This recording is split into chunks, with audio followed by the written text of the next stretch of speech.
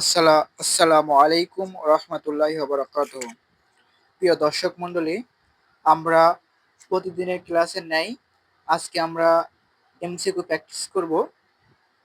আমরা গত ক্লাসে 16 পর্যন্ত প্র্যাকটিস করেছিলাম। আজকে আমরা 17 থেকে প্র্যাকটিস করব। সবাই একটু লক্ষ্য করেন।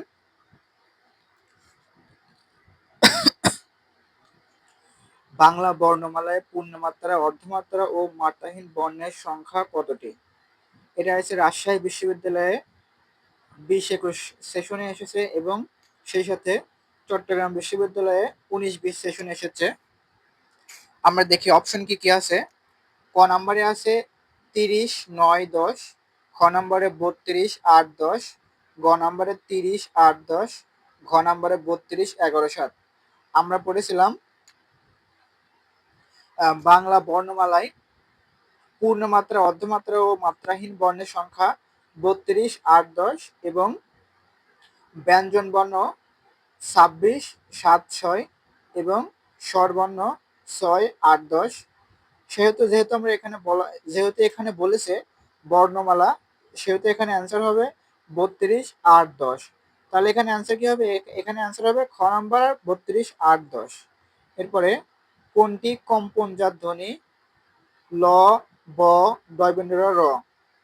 আমরা পড়েছিলাম যে হচ্ছে র একটি কম্পনজাত ধ্বনি। তাহলে এখানে র আছে, র আছে ঘ নাম্বার অপশনে। তাহলে এখানে অ্যান্সার হবে এই যে ঘ নাম্বার। এখানে ল হবে না, র হবে না, ব হবে না, এখানে অ্যান্সার হবে র, ঘ নাম্বার। এরপরে অভিধানে কোন শব্দটি পরে থাকবে? সেটা একটু খেয়াল করেন। এখানে কিন্তু বলি না যে আগে থাকবে, বলছে পরে থাকবে। আচ্ছা আমরা দেখি। এখানে দন্তি শয়বার রয়েছে, এখানে স্বয়ং রয়েছে, হোতা রয়েছে, সামরিক রয়েছে, সেও রয়েছে। দন্তি শয়বাই প্রথমে, এরপরে হ। দন্তি শয়বার আগে হ হবে, দন্তি স্বর আগেও হ হবে, তালেবর স্বর আগেও হ হবে। কিন্তু এখানে হ না না না না হ এখানে বলতেছে পরে হবে। আপনি খেয়াল করেন, এখানে এই যে আমরা অনেকেই ভুল করি এটা, যে কোনটা পরে হবে। দন্তি শয়ব আগে হবে, হ হ দন্তিস্ব হ, দন্তিস্ব হ, তাহলে পরে হটা পরে হবে। দন্তিস্ব একই, তালবাস্য হর পরে হবে। তাহলে অ্যান্সার হবে খ নাম্বার, কেননা হটা হবে সবার পরে। যেহেতু এখানে বলছে পরে পরে হবে, সেহেতু এখানে অ্যান্সার হবে খ নাম্বার, হটা সবার পরে হবে। আচ্ছা এরপরে কোন দুটি অর্ধ সংবেদ স্বরধ্বনি? এখানে বলতেছে কি যে হচ্ছে কোন দুটি অর্ধ সংবৃত স্বরধ্বনি। আচ্ছা প্রথমে ক নাম্বার আছে আ আ, এ উ, ই উ, এ ও। আমরা পড়েছিলাম যে অর্ধ সংবৃত স্বরধ্বনি হচ্ছে এ ও। তাহলে দেখি আমরা এখানে এ কোথায় আছে? এখানে নেই, এখানে নেই, এখানে ঘ নম্বরে এ ও আছে। তাহলে এখানে অ্যান্সার কি হবে? এখানে অ্যান্সার হবে এ ও। এরপরে মধ্যিন ছয় ইং যুক্ত বর্ণটি কোন বর্ণের সমন্বয়ে গঠিত হয়েছে? আমরা দেখি মূর্ধন্য প্লাস মূর্ধন্য স, মূর্ধন্য স প্লাস ইং, মূর্ধন্য স প্লাস দন্তেন্য, মূর্ধন্য স প্লাস দন্তেন্য। এখানে অ্যান্সার হবে মূর্ধন্য স প্লাস মূর্ধন্য, কেননা এটাকে ভাঙলে আমরা পাই মূর্ধন্য প্লাস মূর্ধন্য স প্লাস মূর্ধন্য। এখানে দেখেন আবার আমরা অনেকে ভুল করি যে আগে মূর্ধন্য দিই তারপর মূর্ধন্য স দিই। আর অনেকেই আমরা ভুল করি যে মূর্ধন্য স প্লাস দন্তেন্য দিই। এটাও হবে না, এটাও হবে না, অ্যান্সার হবে মূর্ধন্য স প্লাস মূর্ধন্য। এরপরে উচ্চারণের স্থান অনুযায়ী ক কোন ধরনের বর্ণ? অষ্টবর্ণ, দন্তবর্ণ, তালব্য বর্ণ, কণ্ঠবর্ণ। আমরা পড়েছিলাম কণ্ঠ, তালু, মূর্ধা, দন্ত, ওষ্ঠ। কণ্ঠ, তালু, মূর্ধা, দন্ত, ওষ্ঠ। ক, চ, ট, ত, প। ক, চ, ট, ত, প। তাহলে কণ্ঠ ক। তাহলে এখানে অ্যান্সার কি হবে? দেখি, ঘ নাম্বার অ্যান্সার হবে কণ্ঠ তালু। আচ্ছা এরপরে নিচের কোন ধ্বনি বাংলাতে নেই? ওষ্ঠ, দন্তেশ্ব, তালব্য, মূর্ধন্য। আমরা জানি দন্তেশ্ব ধ্বনি এটা বাংলাতে নেই। এটা আসলে মানে বোঝানোর কিছু নেই, এটা হচ্ছে মুখস্থ করতে হবে এটা। যে নিচের কোনটি বাংলাতে নেই, এটা হচ্ছে দন্তে স। এটা বারবার পরীক্ষাতে আসে। এটা ঢাকা বিশ্ববিদ্যালয়ে 19-20 সেশনে এসেছিল। এরপরে আমরা দেখি বাংলা বাংলা বর্ণমালায় কোন কোডের অন্তর্ভুক্ত। এখানে আছে BCD, AC, ASC, double I, Unicode, আর হচ্ছে EBCDIC। এখানে অ্যান্সার হবে ইউনিকোড। এটা আসলে বোঝানোর কিছু নাই, এটা হচ্ছে মুখস্থ করতে হবে। যে যদি পরীক্ষাতে প্রশ্ন আসে যে হচ্ছে বাংলা বর্ণমালায় কোন কোডের অন্তর্ভুক্ত, তখন আমরা লিখবো ইউনিকোড। আচ্ছা, এরপরে কোন বর্ণের দ্যোতিত ধ্বনি শব্দের আদি, মধ্য ও অন্ত 3 জায়গাতে ব্যবহৃত হয়।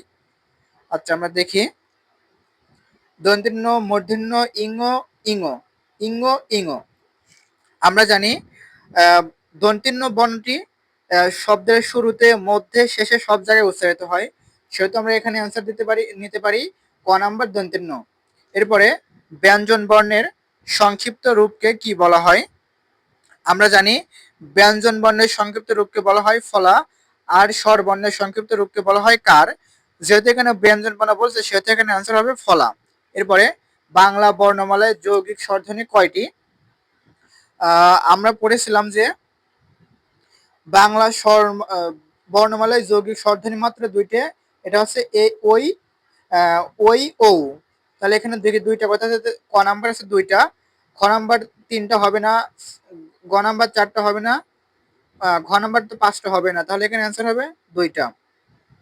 এরপরে হয়, এটা কি বলতেছে, হয় মূর্ধন্য যুক্ত বর্ণের বিশিষ্ট রূপ কোনটি। এখানে দেখি হ প্লাস ম, হ প্লাস মূর্ধন্য, হ প্লাস দন্তেন্য, থ প্লাস দন্তেন্য। এটা বারবার পরীক্ষাতে আসে। ঢাকা বিশ্ববিদ্যালয়ে 18-19 সেশন এসেছিল। সো একটু লক্ষ্য করেন, যদি হ নিচে থাকে এটা, তাহলে এটা হবে হ মূর্ধন্য, আর যদি পেটে থাকে তাহলে হবে হ দন্তেন্য। এটা অনেকে ভুল করি, এটা ভুল করা যাবে না। এখানে অ্যান্সার হবে খ নাম্বার হ প্লাস মূর্ধন্য। এরপরে বাংলা ভাষায় মৌলিক স্বরধ্বনি কতটি। এটা পরীক্ষা দেখেন কতবার এসেছে। ঢাকা বিশ্ববিদ্যালয়ে 18-19 সেশন এসেছে। এরপরে হচ্ছে গ বিভাগে এসেছে 16-17, ছবি চট্টগ্রাম বিশ্ববিদ্যালয়ে 15-16 সেশন এসেছে। জাবি জাহাঙ্গীরনগর বিশ্ববিদ্যালয়ে 13-14 সেশন এসেছে। তাহলে এটা কত বেশি ইম্পর্টেন্ট। যাই হোক, এখানে কি বলতেছে বাংলা ভাষায় মৌলিক স্বরধ্বনি কতটি। আমরা জানি বাংলা ভাষায় মৌলিক স্বরধ্বনি মোট 60টি, 5টিও নয়, 9টিও নয়, 11টিও নয়। অ্যান্সার হবে 60টি। আচ্ছা, এরপর আমরা দেখি একদম শেষের প্রশ্ন, সেটা হচ্ছে বাংলা বর্ণমালায় ওই এবং ও হচ্ছে কি। ঢাকা বিশ্ববিদ্যালয় কবে 18-19 সেশনে এসেছিল। আচ্ছা, আমরা একটু আগে পড়ে এসেছি কোন জায়গায় জানো, এই যে এখানে বাংলা বর্ণমালার যৌগিক স্বরধ্বনি কতটি, 2টি। এখানে কি বলতেছে বাংলা বর্ণমালাভুক্ত ওই এবং ও হচ্ছে মৌলিক ধ্বনি, যৌগিক ধ্বনি, যৌগিক বর্ণ, দ্বিলেখ। দ্বিলেখ তো হবেই না, মৌলিক ধ্বনি হবে না, যৌগিক ধ্বনি আর যৌগিক বর্ণ। এর ভেতরে কোনটা হবে, এটা বর্ণ হবে, কেননা ধ্বনি মানে উচ্চারণ আর বর্ণ মানে অক্ষর। যেহেতু এখানে ওই এবং ও হচ্ছে বর্ণ, সেহেতু এখানে অ্যান্সার হবে গ নাম্বার যৌগিক বর্ণ। আশা করি আপনারা আজকের ক্লাসটা বুঝতে পেরেছেন। ধন্যবাদ।